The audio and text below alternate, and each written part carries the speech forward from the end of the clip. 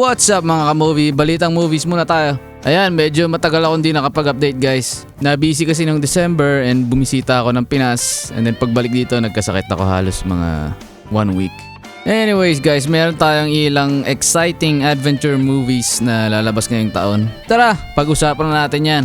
Okay, simulan natin sa Jumanji 3. So guys, ito na yung final chapter ng Jumanji movie. Wala pa silang nilalabas na plot pero medyo obvious naman no, sa ending nung last movie. So kung matatandaan natin, yung mundo naman nung Jumanji yung nakapasok sa real world. So medyo exciting to. Kasi tingin ko dyan guys, magmi-meet yung characters natin sa Jumanji and yung characters natin sa real world. So anyway, yun pa rin yung casts natin. Yan si Alex Wolff as Spencer. And yung character niya sa Jumanji is si Dr. Bravestone na ginanap ni Dwayne Johnson. And we have Sir Darius Blaine as Anthony. And yung character niya sa Jumanji is si Franklin Finbar, which is played by Kevin Hart. And then we have Colin Hanks as Alex. And yung character niya sa Jumanji is si Jefferson McDonough, played by Nick Jonas. Yan, dito naman tayo sa ladies. Morgan Turner as Martha. And yung character niya sa Jumanji is Ruby Roundhouse, played by Karen Gillan. And last but not the least, Madison Iceman as Bethany Walker. And syempre yung character niya sa Jumanji is si Professor Shelley, played by Jack Black. Pero guys, sa last movie natin meron tayong additional character sa Jumanji. Ayan, si Ming Fleetfoot, played by Awkwafina. So yun guys, abang-abang na lang tayo sa future update sa Jumanji. Ipapalabas yan ngayong taon on December 11th. Ayan, dito naman tayo sa The Odyssey. Ayan mga ka-movie, ito yung after ng events ng Troy. Istorya na to ni King Odysseus after nung Trojan War. Ayan, kung titignan natin dito sa trailer guys, merong helmet tsaka armor. Feeling ko kay Achilles yung helmet tsaka armor. Kasi kung babalikan natin yung Troy guys, di ba namatay si Achilles sa ending? And then yung plot nito guys, after nung war, pauwi na sila King Odysseus sa homeland nila sa Ithaca. And then dito na sila makakita ng mga iba-ibang creatures. Tulad niya mga Cyclops. Ginawa na to na movie guys noong 1997. Isang beses ko lang siya napanood kaya hindi ko na masyado talaga maalala lahat. Ito short clip dun sa Cyclops. Anyway guys, dito tayo sa mga casts natin. So si King Odysseus will be played by Matt Damon. And his wife Penelope will be played by Anne Hathaway. And then Telemachus, yung anak nila, will be played by Tom Holland.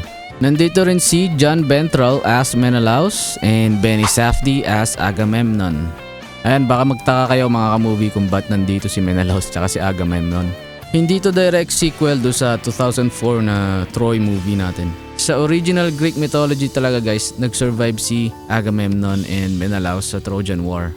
Kaya ayun, nandito sila sa movie na to. And andito rin si Antinous, played by Robert Pattinson. Medyo interesting kasi hindi ko pa nakita si Robert mag-play ng kontrabida eh. Comment nyo dyan guys kung meron kayong alam na movie na kontrabida siya.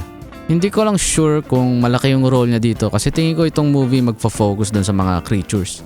Meron pa tayo isang character dito, si Athena, the goddess of wisdom, will be played by Zendaya. Ayun guys, exciting tong movie na to. July 17th, abangan nyo yan. Ayan mga ka-movie, dito naman tayo, Project Hail Mary. Akala ko nung una dahil sa title niya, horror movie to, pero hindi pala. Ayan, adventure sci-fi pala itong movie na to. Ayan, lapag lang natin yung summary dito. So sa buong trailer guys, wala naman ako nakitang mga kontrabida, mga kalaban. Ayan nga, kung makikita natin sa summary, parang adventure sci-fi lang talaga siya. And ang cute nung unexpected friendship na sinasabi dyan sa summary. So si Ryland Grace, played by Ryan Gosling, may na-meet siyang buhay na bato doon sa trailer. Ang pangalan Rocky. Kaya konti lang siguro magiging action ito guys. Kung mahilig ka sa mga ganitong sci-fi, medyo okay itong storya niya. So sa mundo nila dito, merong substance na pumapatay sa araw. Tapos si Ryland yung pinapunta doon sa space para tingnan yung problema. Medyo okay nga, papanoorin ko to. Kasi imagine kung sa mundo natin namatay yung araw. Mamatay tayo lahat in the end. Magiging frozen earth tayo dito. So ayan guys, March 20 to. Next month na. Abangan natin yan. Ayan, dito naman tayo sa last movie update natin ngayon. Masters of the Universe. Mukhang maganda to guys. So sa search ko meron siyang animated series. And meron din siya sa games. So ayan, yung history pala nito, nagkaroon siya ng action figures, and then nagkaroon siya ng animated series, and then nagkaroon ng games. Maganda yung trailer niya, matik papanoorin ko to. Ayan, lapag natin yung summary. So mukhang si He-Man, yung main character natin, played by Nicholas Galitzine, yung young man dito sa summary. And then prince pala siya nung alien planet. Tapos kailangan niya i-recover yung magic sword para protektahan yung kingdom niya dun.